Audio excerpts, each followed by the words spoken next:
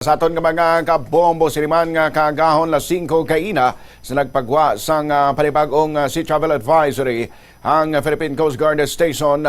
Iloilo may kang tanan sa gihapon sa epekto sang Bagyo Basyang sa Sea Travel Advisory number 4 sang Philippine Coast Guard as of 5 a.m. sa buong adlaw ang tanan nga mga sea trips sa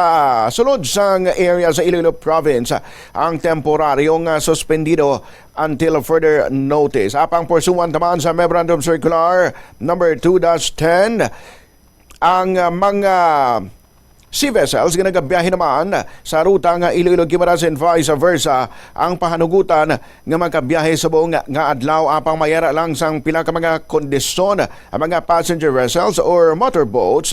ang dapat hindi magkarga sa masobra sa 50% sang authorized passenger capacity base man ina sa nakasaad sa Marina isod nga passenger ship safety certificate. Ang mga ro-ro vessels naman nga may gross tonnage nga masobra sa 300 gross tonnage ang